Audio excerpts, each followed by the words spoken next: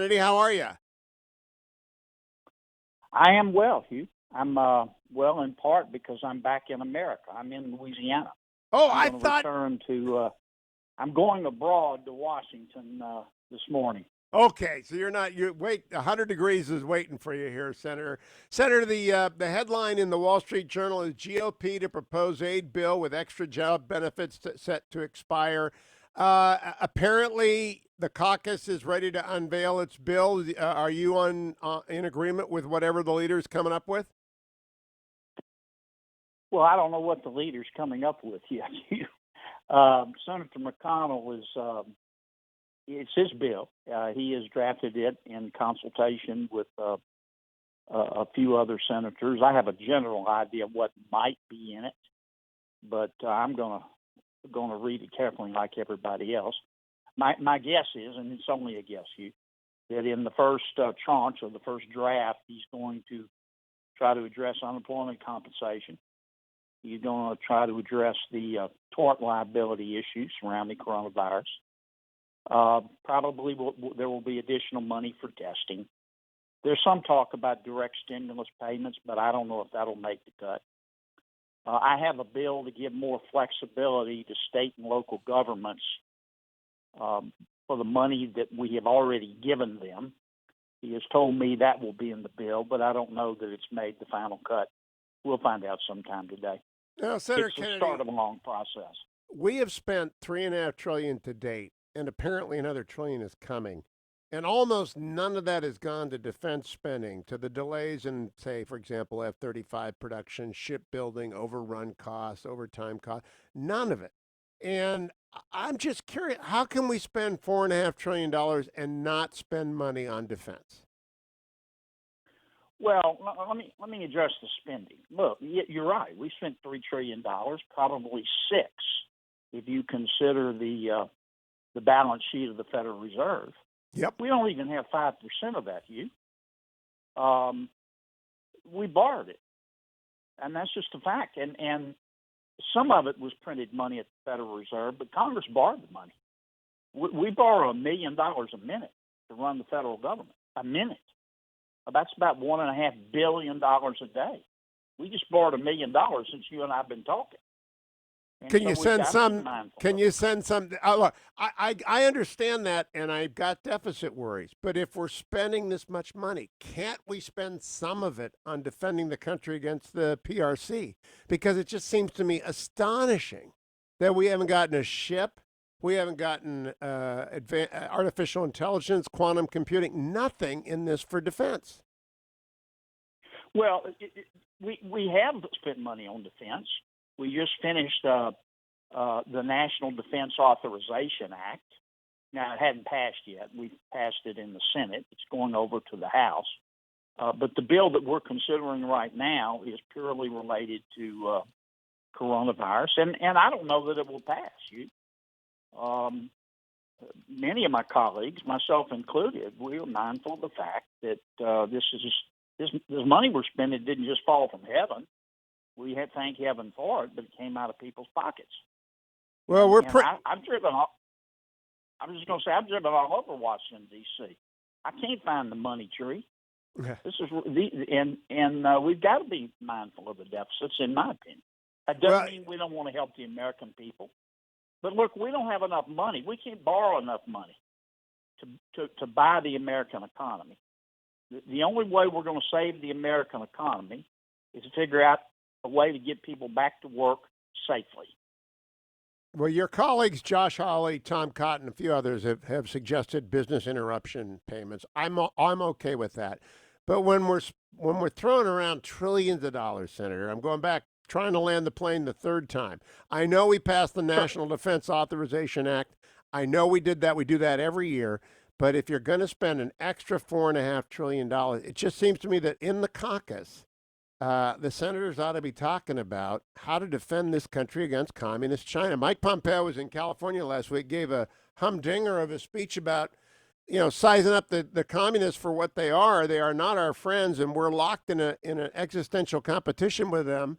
And we're spending money on unemployment insurance, which I understand, but we've got to couple that with defending the country, don't we? I agree with that. And Pompeo's right. Look, the Chinese people are wonderful people, but the Communist Party of China, it's a world comorbidity. They're gangsters. They'll steal the hair off your head. And for the first time in 20 years, America has started to stand up to them. And it's long, long overdue. What you allow is what will continue. We admitted. Go ahead. I agree with that 100%. I would like to see it backed up in the Phase 4 bill with some money for artificial intelligence, quantum computing, anti-Chinese corruption surveillance, anti-espionage. But it's all just hosing down the country with money. But if we're going to do that, let's at least spend it on stuff that counts. Well, if I have anything to do with it, and I've got to vote like everybody else, we will appropriate sufficient funds, more than sufficient funds, to address the threat in China. And I could lie to you and tell you it's going to be a part of this bill, but I'm not going to lie to you. It won't be. I'm not even sure if there will be a bill. We've got to negotiate something with the Democrats, and I'm not going to give Speaker Pelosi a blank check. In fact, the only thing that I'm certain of in this entire process of the next 2 weeks is that Speaker Pelosi's bill will not pass, nor should it. Well, I think a lot of your colleagues may be afraid of November, Senator, because you got folks like Cory Gardner and Martha McSally and David Perdue and Susan Collins. They got to face the electorate. I don't think they should be afraid of turning down Pelosi, but I do think they should be afraid of spending money that doesn't do anything. And I mean, that's a tough road to walk right now to be a Senate incumbent. How do you look at the election in November right now, and how is it shaping up in your view? I trust the American people. And that's one of the biggest problems with the self-dealing elites in Washington, D.C. They think they're smarter and more virtuous than the American people, and that the American people are morons. I think the American people can see what's going on. I think the next presidential election, like the last one, like the one before that, will be very, very close. And I think it will be won by turnout. I don't believe that, and I know what the polls say and the experts say, but I don't think it's going to be a landslide. Here's what I've learned in politics in 30 years. The experts are wrong in almost every case. And I think it'll be a very close election. Do you think media is working to defeat Donald Trump? Because honest to goodness, if I did the COVID stories, I would be covering death counts, and that would lead to a completely different coverage arc than what we're getting right now. It's like every oar is polling to defeat Donald Trump in the elite media of D.C. and New York City. Well, of course, and that's what I mean when the managerial elite, of which many members of the media are a part. They think they're so much smarter and virtuous than the American people, and they do. They think the rest of us are morons and can't see what's going on. I mean, I think the most members of the national media have always been center-left, but they always tried to fake it, and pretend to be objective. They don't even bother to fake it anymore. No, they don't. They really do not.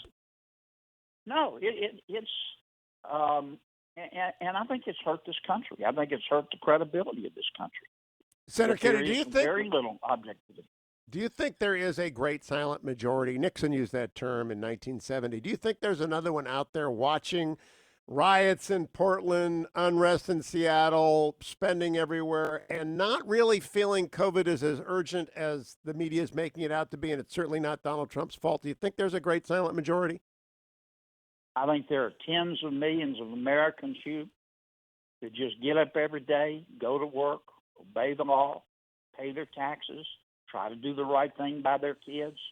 They don't have time to go out and protest because, though it is their right, because they're too busy earning a living. And I think they're going to make a difference in this election. I do believe that. And Senator, I think that's most of America. I hope you are so right, but I also hope when you get into that caucus, you tell them, hey, can we please have some ships and some F-35s? Senator John Kennedy from Louisiana, always a pleasure.